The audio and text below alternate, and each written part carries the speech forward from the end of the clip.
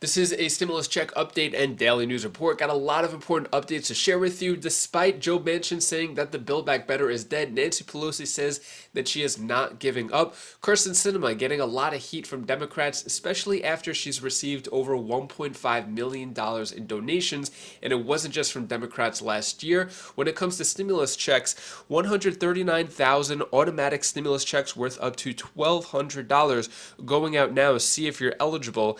And mothers of young children may be in line for a $1,000 stimulus per month. Inflation is still on the rise and food prices have hit their highest yet in over 9 years.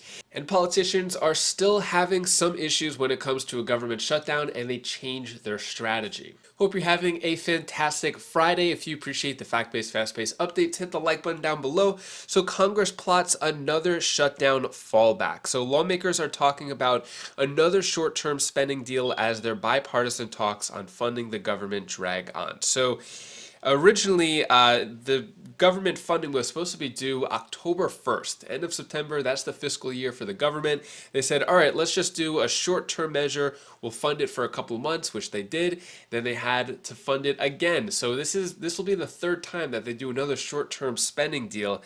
And it doesn't look good because that's when things get a little more political. If they were to just fund the government, there would be no issues, but they can't seem to agree on that.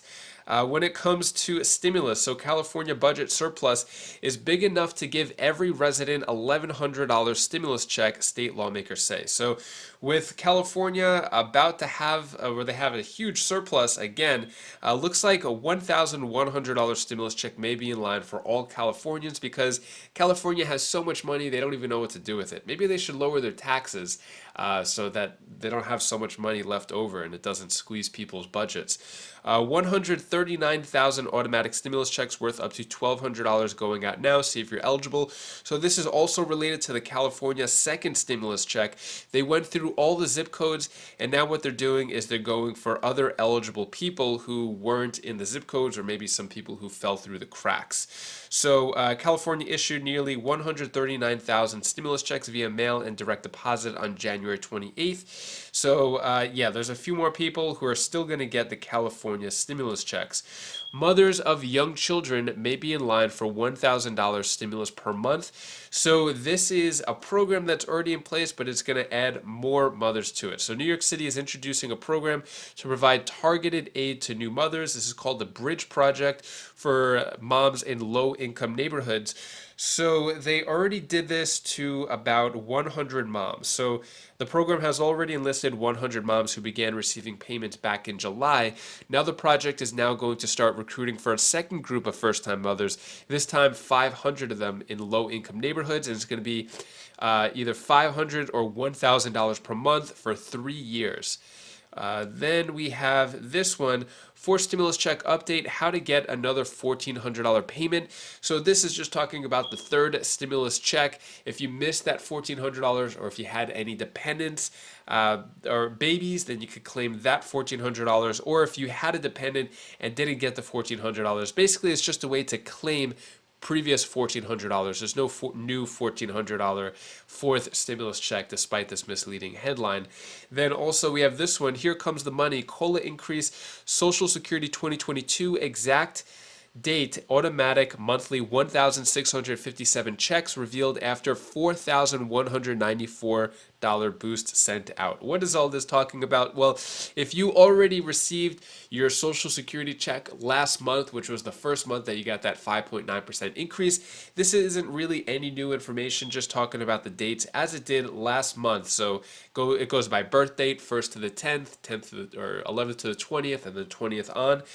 So you know when you're getting your check. But what I thought was interesting was the $4,194 Social Security check. I didn't realize it could be that high. So to get the maximum Social Security amount, you need to earn six-figure sums throughout your career, work at least 35 years, and delay your claim. And that's how you could get it up to $4,194. I had no idea that it could be that high. Next, also, food prices skyrocketed in January, putting a heavy burden on the poorest. So, United Nations Food and Agriculture Organization found certain food prices in January hit their highest level since 2011.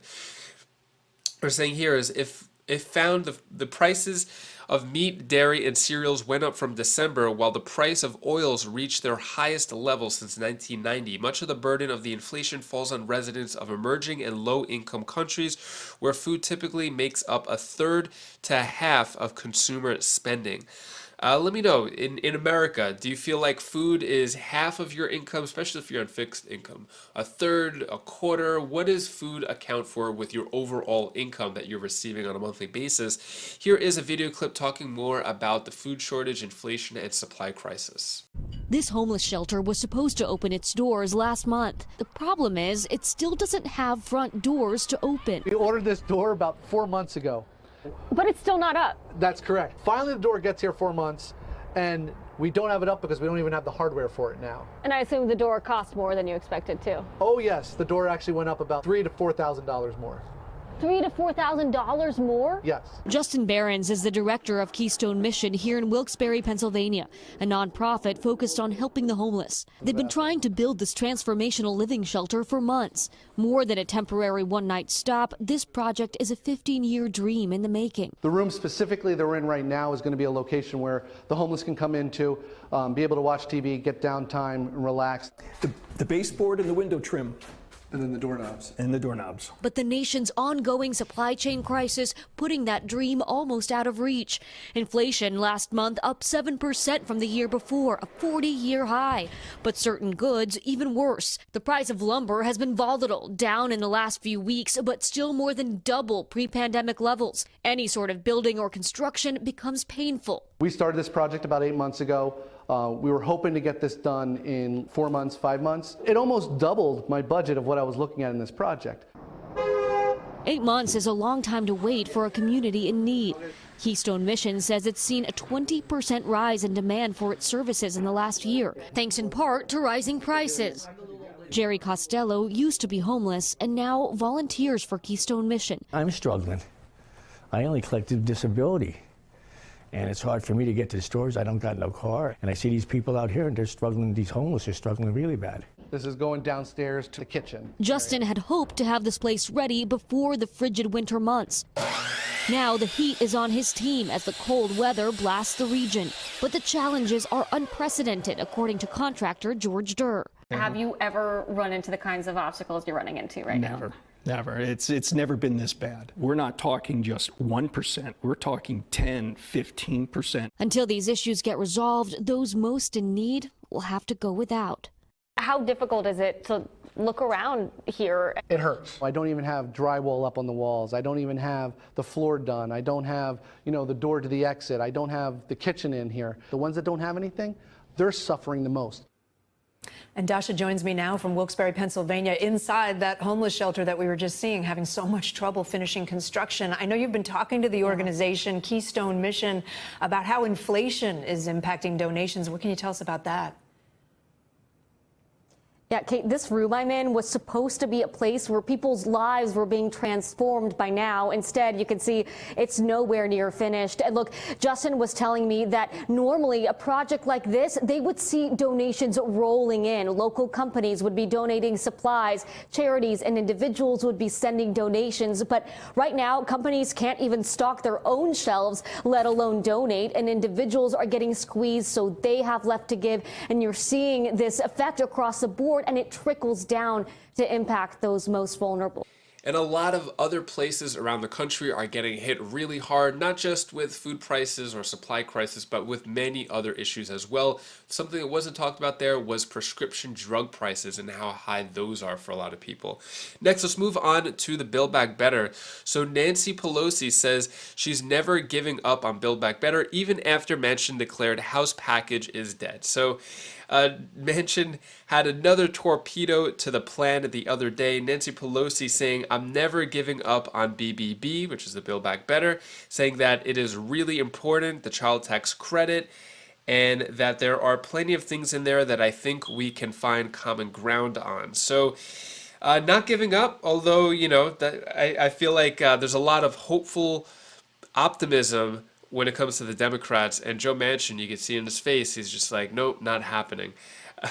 Also, when it comes to tensions between Democrats and Sinema continue to simmer. So Manchin was kind of on the chopping block. Now Kirsten Sinema is on the chopping block as well. She's getting a lot of heat from Democrats. So Kirsten Sinema raked in hefty GOP donations while opposing Biden's agenda.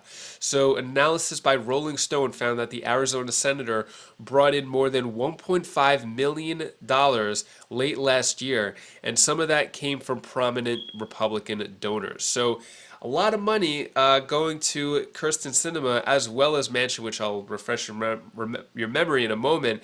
But yes, so what they found is that she got a ton of money, and a lot of it were from GOP donors, especially at the end of the year when she was opposing the Build Back Better. Kind of makes you wonder. I don't know. Are you drawing the dots there? AOC tells Schumer to make Sinema's life as difficult as possible after moderate who killed Build Back Better and Biden's voting plan complained Senate votes were too slow. So AOC has missed no opportunity to lay into Senator Sinema in recent weeks. On Wednesday, she asked party bosses to make her life as difficult as possible, as well as a few other things. So also, another staff member for Sinema saying, "I am doing the devil's work," staff at Democrat firm Revolt overwork for Sinema. So Sinema not getting any love lately. Let me know down in the comments below. Any Kirsten Sinema fans out there? Yeah, so she's not getting a lot of love lately. So saying, "I am doing the devil's work," said one employee at Authentic of the work done for Sinema, according to internal union messages reviewed by Politico, saying, "I feel sick about it, to be honest." Yeah, so I guess the workers for Kirsten Sinema aren't too happy about it either. And then former Joe Manchin aides lobbied his office, Congress, on Build Back Better during lead up to Senator rejecting bills. So what this means, so former aides to Senator Joe Manchin lobbied his office and others in Congress on behalf of several corporate giants to the run-up of his announcement that he said he wouldn't support President Joe Biden's $1.75 trillion Build Back Better bill. So basically saying that Manchin aides lobbied on behalf of companies like Unilever, T-Mobile, Best Buy, Kinder Morgan, Perpetua Resources, and Jevo. So so this is normal. Despite how this looks, I feel like this article's trying to draw connections between getting lobbied and rejecting the Build Back Better bill, which may or may not be true. But to be honest, a lot of Congress members are constantly being lobbied and I guess legally bribed. All the money's going to their campaign funds for whatever reason. So this may or may not have been the reason that Joe Manchin rejected the Build Back Better, but this is happening on a regular basis anyway, where tens of thousands, hundreds of thousands of dollars are going into their campaign accounts just from corporations alone, just so that they could vote on their behalf. But companies executives donated nearly $300,000 to Manchin's campaign after he rejected the Build Back Better bill. So this also came from a lot of Republican donors as well. So there is sort of a connection there. So I think it's kind of strange how Manchin and Sinema, Manchin getting $1.5 million, or Sinema getting $1.5 million, Manchin getting $300,000 after the bill was rejected by both of them. Kind of strange, but I would like to see the numbers overall of how that compares throughout the rest of the year, just to keep it fair and the data rather than make assumptions. But let me know down in the comments below, do you think these were legal bribes, especially since Congress members could accept as much money as they want into their campaign fund, just not into their pocket? That is legal to do that. Not saying it's right, but it is legal at the moment, which is probably the reason why a lot of people think it's unfair in Congress. And that is all the news that I have for you today to hopefully cheer you up a bit. Here's my daughter Bella's tip of the day. The one thing for the tip of the day, be glad what you have, because I might not be there, because if you really wanted something and now you don't like it, you have to take a chance what you had before, because I might not be there.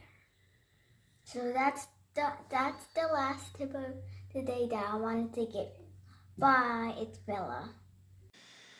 Thank you so much for watching. So today we have a little meetup with Bella and her friends. We're having a little potluck at a state park, so really excited about that. I had to actually cook a bunch of stuff before making this video.